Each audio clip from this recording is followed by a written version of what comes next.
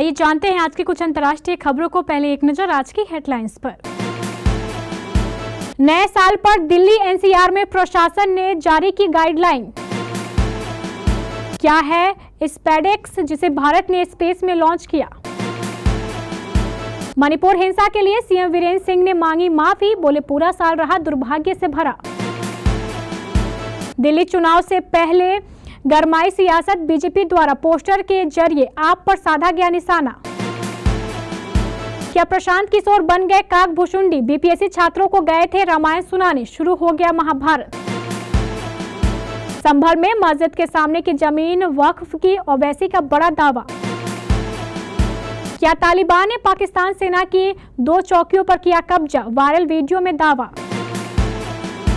Plane से टकरा गया पक्षी, साउथ कोरिया प्लेन क्रैश से पहले पैसेंजर का आखिरी मैसेज। बॉलीवुड से परेशान अनुराग कश्यप, किया मुंबई छोड़ने का ऐलान।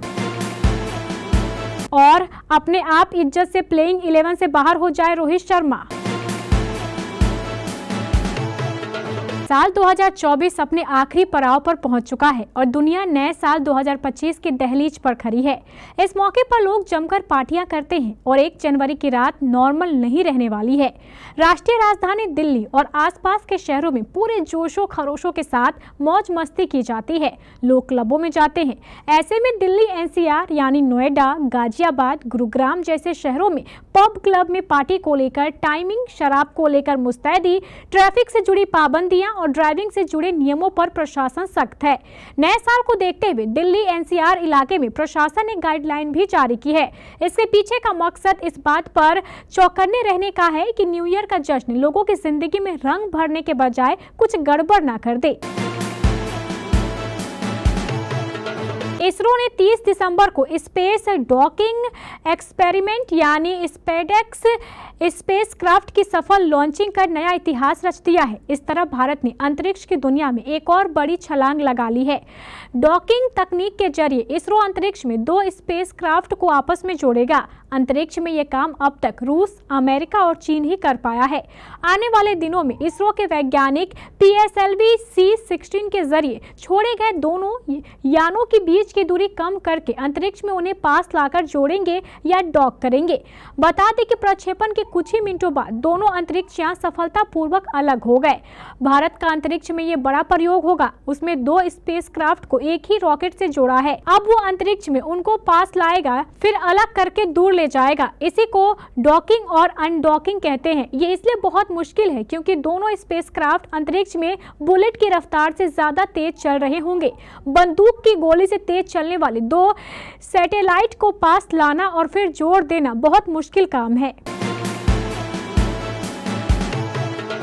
मणिपुर हिंसा के लिए सीएम वीरेंद्र सिंह ने माफी मांगी है। उन्होंने साल 2024 दुर्भाग्य से भरा बताया है। सीएम वीरेंद्र सिंह ने कहा है कि वह 3 मई से आज तक के लिए राज्य के लोगों से माफी मांगते हैं। उन्होंने कहा है कि यह पूरा साल बहुत दुर्भाग्यपूर्ण रहा है। मुझे खेद है और पिछले 3 मई से आज तक राज्यों के लोगों से माफी मांगना चाहता हूँ। कई लोगों ने अपनों को खोया है, कई लोगों ने अपने घरों को छोड़ दिया।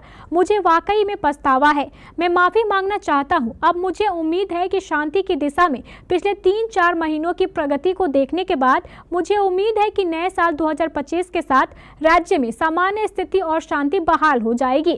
मैं राज्य के सभी समुदाय से अपील करना चाहता हूं कि जो हुआ सो हुआ। हमें अब पिछली गलतियों को भूलकर एक नए जीवन की शुरुआत करनी है। एक शांतिपूर्ण मणिपुर, एक समृद्ध मणिपुर के लिए हम सभी को एक साथ रहना चाहिए। दिल्ली की राजनीति में अब गर्माहट बढ़ रही है। विधानसभा चुनाव निकट आते ही बीजेपी और आम आदमी पार्टी के बीच विवाद तेज हो गया है। बीजेपी ऑफिस के बाहर पोस्टर लगाए गए जिनमें केजरीवाल के नेतृत्व वाली पार्टी को निशाना बनाया गया है। इन पोस्टरों में केजरीवाल, सत्येंद्र जैन और मनीष सिसोदिया को घेरा गया है। यह घटनाक्रम आगामी चुनावों की गर्मी को दर्शा रहा है और विपक्षी पार्टियों के तनाव को बढ़ा दे रहा है। इस राजनीतिक रसाकसी का असर आगामी चुनाव रणनीतियों पर पड़ सकता है। बिहार की राजनीति में प्रशांत किशोर का हाल रामायण के काक भुशुंडी वाले पात्र की तरह होता जा रहा है, जिसमें कथा सुनाते सुनाते यश मिलने के बजाय अपशय मिलने लगता है। राजनीति में आने के बाद पीके जिस काम में भी हाथ डालते हैं, परिणाम विपरीत आ जाता है। बिहार में हजारों किलोमीटर पैदल यात्रा कर प्रशांत किशोर ने जनसुराज पार्टी का गठन किया, लेकिन हाल ही में बिहार विधानसभा की 4 सीटों पर हुए उपचुनाव के नतीजों के बाद पीके का बिहार में राजनीतिक भविष्य डगमगाने लगा है। बड़ी उम्मीद से जनसुराज पार्टी ज्वाइन करने वाले नेता अब पार्टी छोड़कर जाने लगे हैं। इस बीच पीके ने अपनी राजनीति जमीन मजबूत करने के लिए बीपीएससी परीक्षा रद्द कराने की मांग कर रहे छात्रों का साथ दिया तो बदनामी मिलने लगी। पीके भी खान सर और रहमान सर की तरह छात्रों के आंदोलन में शरीक होने आए थे, लेकिन रविवार को लाठीचार्ज के बाद से वह विलेन बन गए। रविवार की घटना के बाद छात्रों के साथ साथ राजनीतिक दलों के नेता भी पीके पर पीठ दिखाकर भागने का आरोप लगा रहे हैं। प्रशांत किशोर आए तो थे छात्रों के बीच हीरो बनने, लेकिन अब वह छात्रों के विलेन बनते दिख रहे हैं। संभल में मस्जिद के सामने की जमीन को लेकर विवाद गहराया है। एआईएमआईएम अध्यक्ष असदुद्दीन ओवैसी ने दावा किया है कि यह जमीन वक्फ की संपत्ति है। मुस्लिम बहुल्य क्षेत्र में मंदिर निर्माण और पुलिस चौकी स्थापना पर सवाल उठाए गए हैं। स्थानीय प्रशासन ने सुरक्षा कारणों से पुलिस चौकी बनाने का फैसला लिया है, लेकिन इसको लेकर अब एआईएमआईएम अध्यक्ष असदुद्दीन ओवैसी का बड़ा बयान आया है, जिसके बाद से राजनीति गर्मा गई है। चारों तरफ इस बयान को लेकर चर्चा हो रही है।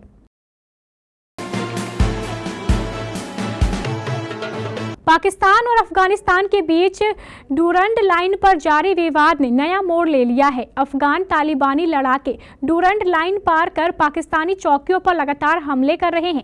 इस दौरान तहरीक-ए-तालिबान पाकिस्तान द्वारा एक पाकिस्तानी चौकी पर कब्जा करने का दावा भी सामने आया है। सोशल मीडिया पर वायरल वीडियो में टीटीपी के लड़ाकों को पाकिस्तानी चौकी पर जश्न मनाते और पाकिस्तान का झंडा हटाकर अपना झंडा लगाते देखा गया। हालांकि पाकिस्तानी सेना के एक वरिष्ठ अधिकारी ने दावा किया है कि यह चौकी हमले से पहले की खाली कर दी गई थी। साउथ कोरिया के मुआन इंटरनेशनल एयरपोर्ट पर प्लेन क्रैश की घटना में 179 लोगों की मौत हुई है। इस घटना ने पूरी दुनिया को झकझोर कर रख दिया था। इस बीच प्लेन में सवार एक पैसेंजर का आखिरी टेक्स्ट मैसेज सामने आया है, जिसमें उसने उस हादसे से पहले के पल को याद किया है। जेजू एयरलाइंस 7C2216 में सवार एक पैसेंजर ने रविवार सुबह प्लेन क्रैश होने से ठीक पहले एक टेक्स्ट मैसेज भेजा, जिसमें लिखा था, प्लेन से एक पक्षी टकरा गया है, क्या मुझे अपने अंतिम शब्द लिख देने चाहिए। इस मैसेज के भेजे जाने के कुछ मिनटों बाद ही यह प्लेन रनवे पर टकरा गया और इसमें आग लग गई। दुर्घटना स्थल के पास मछली पकड़ रहे एक चश्मदीद ने प्लेन क्रैश की घटना को याद करते हुए कहा कि पक्षियों का एक झुंड प्लेन के बाईं तरफ से इंजन से टकरा गया था।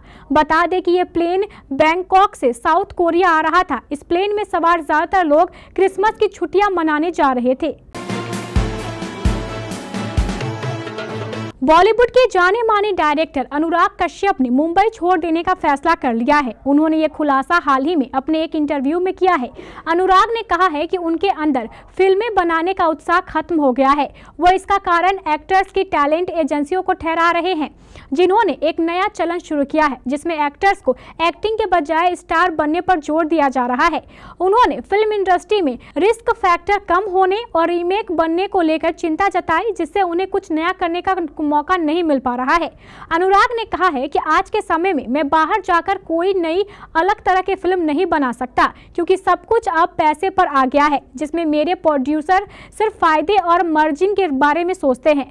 फिल्म शुरू होने से पहले ही सब ये सोचते हैं कि इसे कैसे बेचेंगे, तो वह फिल्म बनने का मजा अब खत्म हो चुका है। इसलिए मैं अगले साल मुंबई छोड़कर साउथ में शिफ्ट होने जा रहा हूँ। मैं वहाँ जाना चाहता हूँ जहाँ काम करने के लिए सब उत्सुक रहें, वरना मैं एक बूढ़े आदमी की तरह मर जाऊंगा। मैं अपनी ही इंडस्ट्री से निराश और परेशान हो गया हूँ। भारतीय टीम को ऑस्ट्रेलिया के खिलाफ मेलबर्न टेस्ट में मिली हार की हर तरफ आलोचना हो रही है। कप्तान रोहित शर्मा हर किसी के निशाने पर है। पूर्व भारतीय क्रिकेटर अतुल वासन ने भारत को सुझाव दिया है कि वे टेस्ट मैच जीतने के लिए अपने सर्वश्रेष्ठ प्लेइंग 11 के साथ उतरना चाहिए। उन्होंने खराब फॉर्म से गुजर रहे रोहित शर्मा से खुद ही बाहर हो जाने की सलाह दी है। रोहित शर्मा की कप्तानी में ऑस्ट्रेलिया के खिलाफ बॉर्डर गावस्कर ट्रॉफी खेल रही भारतीय टीम इस वक्त 1-2 से पिछड़ चुकी चुकी है। पैट कमिंस की टीम ने चौथे टेस्ट मैच में जीत हासिल कर सीरीज में ऐसी बढ़त हासिल की है जिसके बाद वह ट्रॉफी नहीं गंवाने वाली। आक्रामक बल्लेबाजी के लिए मशहूर रोहित शर्मा इस समय टेस्ट क्रिकेट में संघर्ष कर रहे हैं। सीरीज के 3 मैच खेलकर उन्होंने सिर्फ 31 रन ही बनाए हैं। मेलबर्न टेस्ट में मिली हार के बाद उनको बाहर किए जाने की मांग और भी तेज हो गई है।